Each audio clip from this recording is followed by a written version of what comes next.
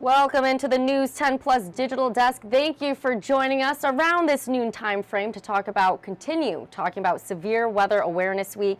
And we are here with Justin Bradford, who's been with us all week long so far, helping you get prepared. Yeah, we've already talked a lot about flooding on Monday, hail yesterday. Today's topic I like to think of as the poster child for severe weather because it is tornadoes. We've also got a statewide tornado drill taking place today that we're going to talk about because some communities are and some aren't participating in it. But if you do hear sirens today, if your community is one that is participating, no, we are not expecting any severe weather. This is a test of that emergency alert system so that you can be prepared for when we have to deal with it. Of course, we haven't had to deal with it this week. We've had colder weather kind of settling in, but this is the best time to be prepared because we don't have an active threat, and so it's good to have that plan in place now. Yes, no, 100%. And like you said, I mean, even with our severe weather awareness graphics, we have, of course, a tornado because, like you said, it is the poster child for severe weather. Yeah, and it can be the most unpredictable and unexpected. You don't know exactly when and where these are going to pop up. We, of course, track severe thunderstorms, and then sometimes these get tossed down by them. But really, scientists just have, even with all the research we have done and looked into, it's still so hard to understand them precisely and how they work because the atmosphere is so fluid and they're so complex. And so not only that, but they're one of the more violent weather phenomena that we have, and so they tend to inflict a very fast loss of life and great injury and huge damages to places. And so that's why they're one that we keep a very close eye on. Once again, we are streaming all week, but today 1 p.m. statewide tornado drill, and so that's going to be taking place. Again, you may hear sirens, may get alerts of some sort.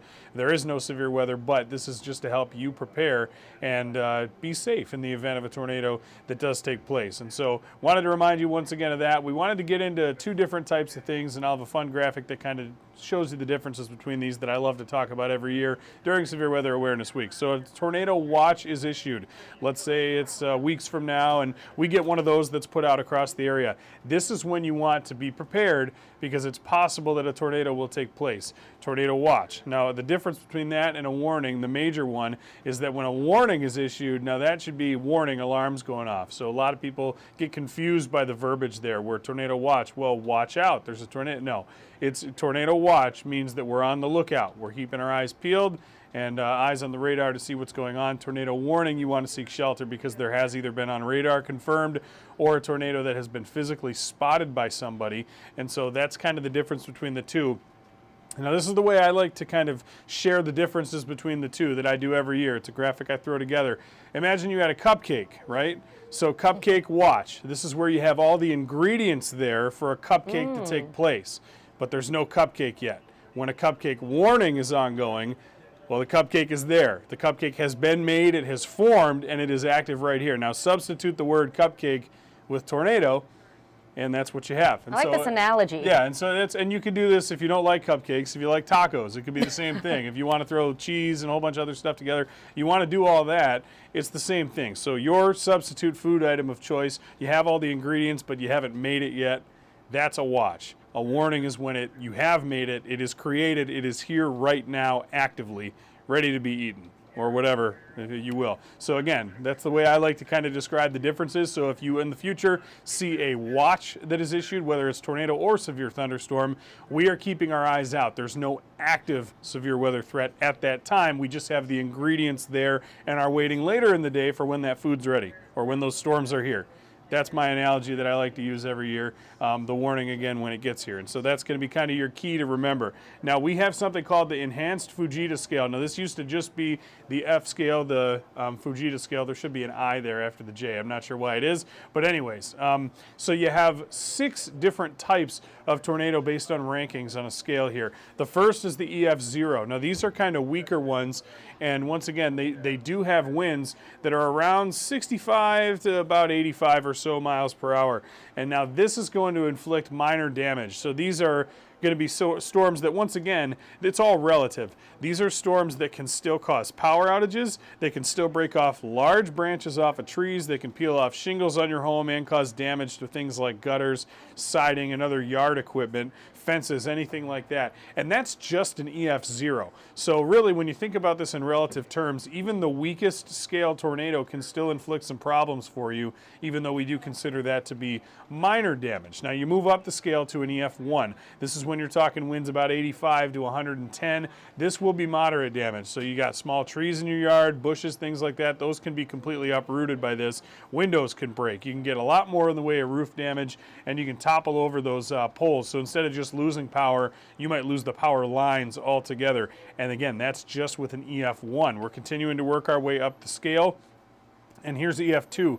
This is where you can start flipping over cars, and you can knock over telephone poles, completely rip a roof off a home, and then even those bigger trees that you have in the area, those can be uprooted by this. Again, we're only at an EF2 on this point in the scale, and once again, we've had a couple EF2s take place in the area, which we will be talking about in just a moment. And so you can see working up the scale further. So you see the house come apart here, EF3. If this is a direct hit to a home, you're talking about it, pretty much anything that is standing that is in the direct path of this will be toppled and will be taken down. You displace a vehicle completely, not only will it get turned over, it might get thrown somewhere. Entire floors and homes, especially higher from the ground level, can be destroyed, and you can just rip the bark clean off of trees, if not take them out completely. And that is severe damage that would be inflicted. At this point, you're talking winds in the tornado of about 135 to 165 miles per hour. Again, this is, by relative terms, just an EF3. Again, these are a lot more uncommon than the ones that are EF0, 1, and 2. But you get to a 4, this will take out pretty much any home in its path. It'll throw cars through the air, and pretty much anywhere that you've got around the region where anything is standing, you'll have that landscape just purely stripped of anything that is in its path. Once again, these are the types of tornadoes that it doesn't really happen as often as they depict in movies, but you see the cows flying around outside. You'll typically have some of these storms, and that's winds up to 200. So that would be extreme damage. That would be a big major problem, but the one that they joke about in the movie A Twister, which of course in reality is serious, that they call the finger of God, that's the EF5, and that's with winds over 200 miles an hour. You're going to get rid of every board and beam that is in place on that concrete slab. You might even rip the concrete slab out of the ground. Not only that, you're going to tear up whole patches of grass. Any tree that's in the area, forget about it, it's gone. You got a car, anything standing that's not completely tethered with an iron forge to the ground, and that's history. And so EF5 goes right through where you are. You're not going to have a good time. And we've got very few of these, thankfully, that have ever taken place in the state of Michigan. Once again, as I kind of mentioned earlier in the week with hail and us maybe not always getting the worst of the storms, it is really tough in this environment because the Great Lakes are surrounding us and because we have that stability of the water source. It's really hard for us to get up to a tornado that's this strong. You're going to find EF5s, even as rare as they are in other parts of the country, in places like Oklahoma, maybe West Texas, over in parts of Kansas, Nebraska. That's where you'll see these more commonly take place. And once again, that of course is the most incredible damage that you can have. And with these storms, it's just, there's really so little you can do, even if you take every single precaution. If one of these kind of hits you, it's almost good luck in a sense. You know, you just got to be able to hopefully be in the right place. Fortunately, again, we have had so few of these in the state of Michigan's history that it's not a huge concern for us for EF5s, but certainly EF0s, 1s, and 2s, those are fairly common in our state, and we see those every summer on a number of magnitudes. And so we wanted to give you a few tornado safety tips in addition to that graphic, which again is very detailed and I like a lot. So here's it. Let's say you've got a home and you've got a whole bunch of things situated. You want to make sure that you're going to be in our green highlighted areas, which we'll show you here in a moment. So I guess, Taylor, I will ask you real quick. Oh, goodness. Where do you think in this area you would want to be? I'm thinking that closet, because you want to be away from the windows. You want to have as much protection. But you also, I know I've heard this before, if there are things in the closet, right, like heavy objects, you want to make sure that doesn't fall on you. So I'm going to say closet. Okay. Hopefully we don't have any clunky big objects that, you know, maybe pillows in there. So if it falls on us, we're protected. So that's good. Very nice work. So we're going to show you here right. These green spaces. This is where you want to be in the event of a tornado. So the bathroom is a place that tends to be centrally located, but even if it's on the edge of the house, you want to find a way where you can get away from the windows and away from any objects like that. So if you have a centrally located bathroom that's more in the center of the house, maybe doesn't have any windows, that's going to be your number one place that you want to be. Anywhere else in the middle of the house, again, as you mentioned, that's great. You want to put as many walls as you can between yourself and whatever is outside. You do not want to be in an area that has windows. You do not want to be in an area that borders anything, and you don't want to be in a garage. That's a common misconception that people have is, well, the garage is fairly sturdy if I get out there. Not the garage door. Yeah, that garage doorway can get ripped right out, and then you essentially have a funnel for the wind to come right into the garage and almost yank you out, kicking and screaming. And so you That's terrifying. so you don't want to be in the garage. And the deck, I would say, is the absolute last place you want to be. I know that a lot of people joke, certainly, that, oh, severe weather happens, and, well, here in the Midwest, we go outside and take pictures of it, you know. But that's not what you want to do. Of course, flying debris can be hurled miles away from a tornado, so if there's one even remotely close to where you are, you don't want to be standing out on your back deck or anywhere outdoors when some object that is heavier than you can handle is hurled at you.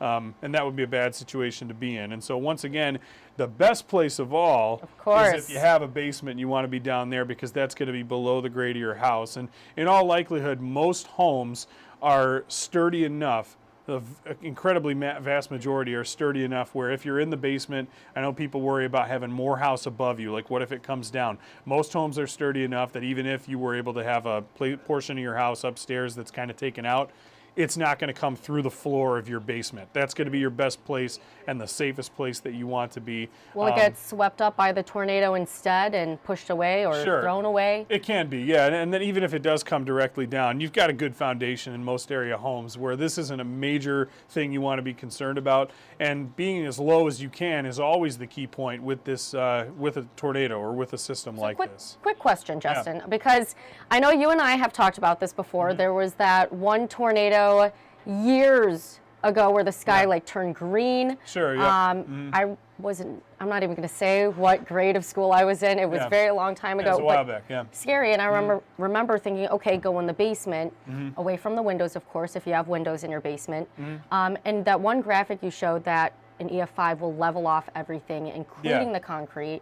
Right. What would that look like if you're more down in a lower level? Yeah, well, so that's the key. So if you're in a lower level like a basement, you're going to be more protected on your sides from things that are being blown around overhead. So you think about something getting swung around in a circle, that's going to go over anything that's under it. And so if you have really powerful winds that are blowing something across a surface, if you are as low or even into the ground as you can be, the likelihood is that just goes right over the top of you. And so that's kind of the plan. That's also something you want to do if you're out driving, which are topics we're going to cover next when we continue to look at this. And so we'll go from your tornado safety tips in the home here next to something that you want to do if you're out driving. And so these are, going to be keys that you want to have. You don't want to stay in your vehicle. Now that seems counterintuitive, especially if you're in a storm. And we talk about lightning, right? Where it's like with lightning, you do want to stay inside a vehicle if it's lightning, but the dangers for a tornado are going to supersede whatever you would have. It's going to supersede whatever threat you would have with lightning. If you've got a tornado in the area, you want to prioritize that. And so if you're out driving, you want to get to a place where you're able to safely exit the roadway and not be in the lane of traffic with other vehicles.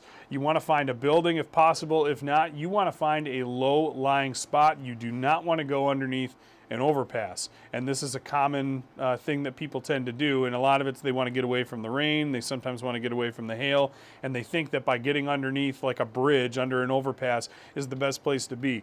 That is not the case because of the same thing I just described with the garage. You have a wind tunnel that is created underneath these bridges. You think about it kind of like a stream. Anytime you have a narrower area of the river, that's where the water flows faster because all this water's got to squeeze through a smaller area.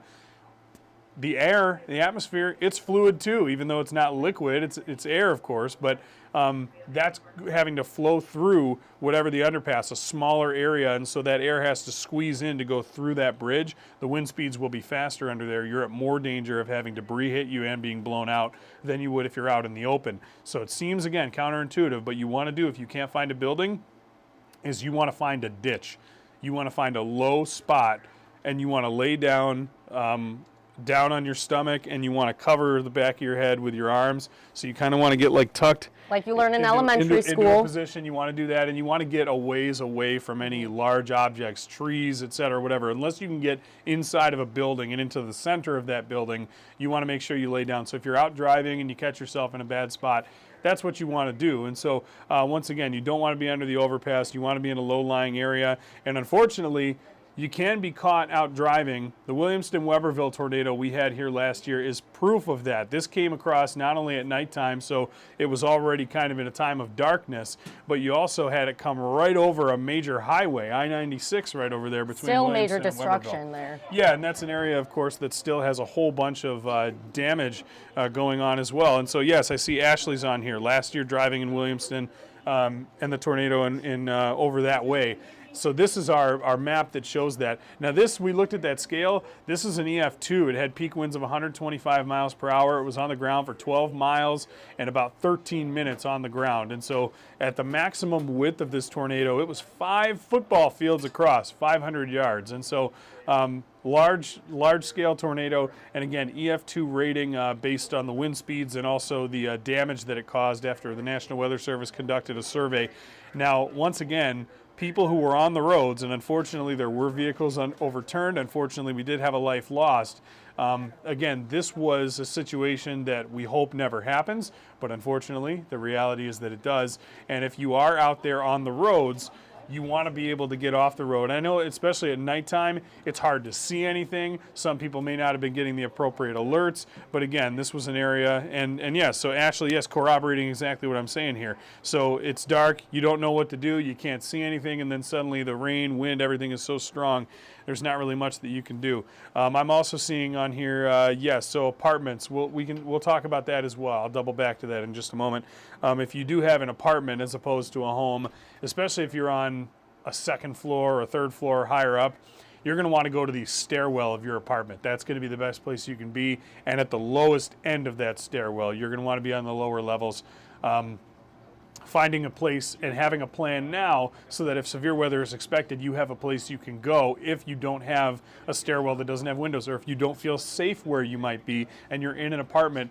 If you are on the first floor, you want to get as interior as you can. If you're higher than the first floor and you're elevated, you want to make sure you can get to the first floor. Maybe talk to a neighbor, honestly. Maybe meet up with a neighbor and say, hey, I'm so-and-so, I live on the second or third floor, wherever, and say, you know, if we have bad weather, could I come in here and hang out with you or whatever and be like in an interior place on the first floor? I think that would be your best point of action. If not, or if your neighbors you don't get along with or you're too shy to go ask or anything like that, you still want to prioritize your safety. I would say get to a first floor stairwell or find a place within your complex of apartments where you can go that is on the first floor in the interior of a building. If that's not the case, maybe when there's severe weather, you consider a family or a family member or a friend whose place you can go to that has one of those things, and that's going to be your best bet. Of course, most of the time with these storm systems, we're not saying you're doomed, that your apartment's going to get blown away or your home or whatever, but you want to, of course, be prepared for the worst in those weather situations.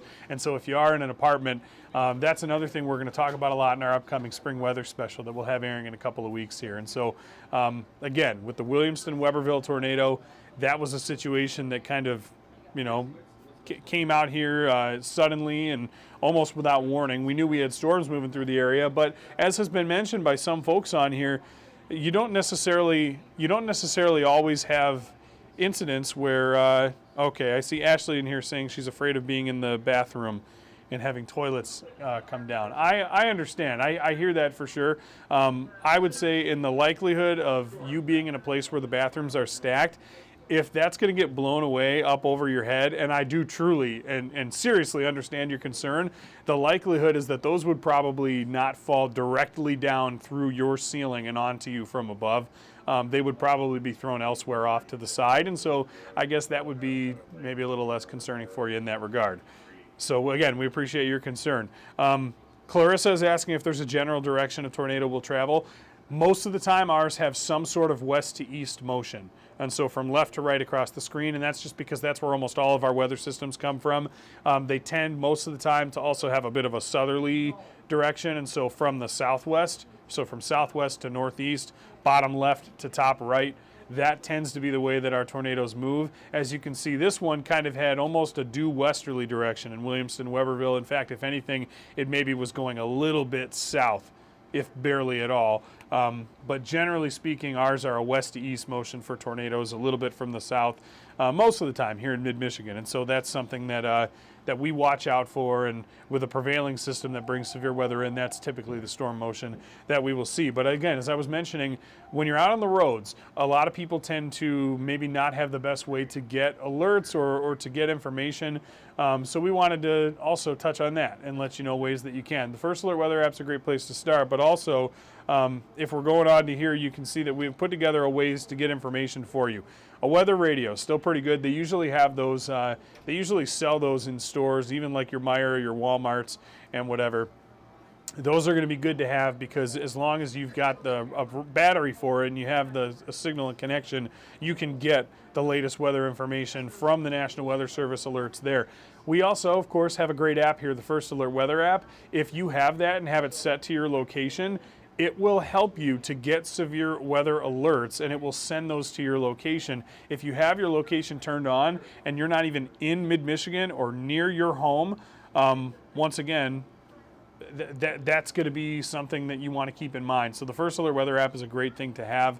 Of course, if you are at home and you're waiting for a storm to come in and it is impacting our area, we will be covering it. So having your TV turned on, having the radio turned on, especially if you're tuned into News 10. And I'll be completely honest, of course, we want you to tune into us for our coverage. We want to be those people, but anywhere that you have where you can get that information, the first and foremost thing that the First Alert Weather team and all of us here at News 10 want is for you to be safe during these situations. And so, of course, we hope that you will trust us when it comes to that, to get that weather information. But if you have a different preferred source or whatever, bottom line is we want you to be safe during these events. And we do the best, absolute best we can. We take that so seriously and with such a great pride to keep people safe. It's, for me, the reason that I wanted to go into this industry entirely since I was a kid, is not for the big sunny days or the big fun things that we do that we always have fun with. It's so that when we have severe weather like this, you have people that you can trust, that you know are dedicated to providing life-saving, property-saving information. And that's something that we strive to provide here at News 10, and that passionate professionals. Yes, and that I personally have, and I can speak for everyone else on the weather team, that we all feel the same way. We have lots of long discussions about our coverage, about the importance of it to people, and we always prioritize that over anything else. And so we want you to be safe, and of course we hope that you'll tune in with us for that info.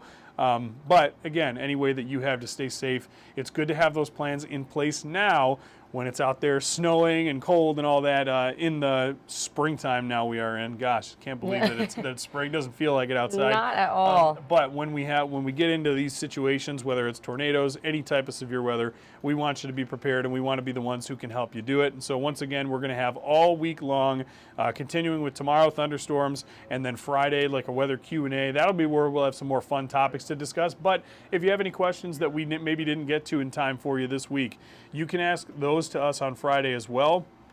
We're going to continue to have some updates on that for you as well as we move throughout the week. And of course, we've got in the First Alert website article more topics that we're going to be discussing. In addition to reading about your daily forecast, we also have the topics that we will be discussing throughout the rest of this week.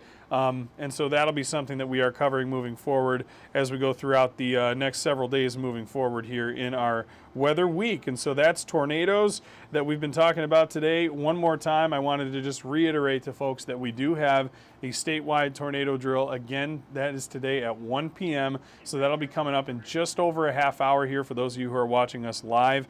And so that's, again, something that we do have coming up that we are going to be discussing a lot. I do see a couple more questions in here. Well, I see Chris, thanks for watching, saying he's got police scanners. You get Ingham County dispatch alerts. Those are good to have. The scanner's a great place to get weather info from. And then Ashley, whether or not this is a bad year for tornadoes still kind of remains to be seen. I mean, we obviously have had a mild winter, and we've already had 2 tornadoes in the state so far this month. Just getting you prepared. I guess not even this month, because it was February, right? It was those final few days of February there where we had those 2. So we've already had a couple this year. This year doesn't necessarily mean we're going to have a really bad year for tornadoes, but of course we always want to be prepared if that is the case. Sometimes we can come out of really, really cold and bad winters and then suddenly just have a you-know-what kicker of a spring, and it can sometimes take place, to be frank. That, is what can happen. Yeah. It's also Severe Weather Awareness Week, and so our meteorologist, which luckily there is no severe weather this week. Some snow showers to watch out for Friday. We'll talk about that at 2 o'clock later today. But yeah, our meteorologist covering Severe Weather Awareness Week. And so Ashley, that's why they are covering it. And again, talking about the Williamston tornado that Justin was showing in his graphics. And you saw the destruction from the different, the Fujita scale, right? Yes. Fujita scale. Yep. And so that's where you find the EF1, EF2, all the way up to 5. And so they were tracking that all of last year. We're still talking about the destruction from it. And so with that, we just want to make sure everyone's prepared. So when it does happen, you know what to do. Yeah, and that's the big takeaway right there. And so again, we hope that you'll trust us with that information when the time comes. In the meantime, all you got to do is worry about a couple snow showers. We're going to have more on the forecast that'll be coming up. But again, that statewide tornado drill, that's going to be today at 1 p.m. And as I mentioned, we are going to continue to be talking all about these topics for Severe Weather Awareness Week all the way through Friday, and that'll be at noon every day. Meteorologist Colton Sikoraki will have a look at thunderstorms and lightning tomorrow, and he'll also have a look at the weather fact and fiction and some other questions that you may have that are lingering throughout the week. We'll be covering all that on Friday, and once again, you can find that information on our website. We're going to be streaming live. We're talking about it on air too, so tune in for all of our shows on all our platforms. We're going to have all our coverage throughout that event. We want, once again, to thank you all for joining us today. As you have each and every day. The questions have all been awesome. Yes. Please keep them coming. That's why we're here. That's why we're doing this, is we want to help answer some questions. If you have any of them, don't be shy to throw those in there and comment. We'll make sure that we get to you. And so please join us tomorrow and Friday, and of course on air on our programs. In the meantime, we'll be back at 2 o'clock with a forecast update and some stuff looking ahead to your news that we'll have this evening. And we hope to see you then. It should be nice. Yes, well, Ashley says, love Channel 10, WI likes News 10. Thanks so much. That's so sweet. I hope you're having a great Wednesday. Thank you for watching, for all your questions. Yeah, we appreciate you commenting. That helps us. And again, we want to be able to provide not only coverage that helps keep people safe, but that helps people out when they're making decisions like that. You're the journalist too, so you're asking those questions, which is why Justin is showing you what's coming up in the next couple of days. So you can get those questions ready when we are here on the News 10 Plus desk at noon for the rest of the week. Yep, sounds good. And Chris and everybody else, we'll see you right back here at 2 o'clock. Thanks for watching. Have a good one. Yeah.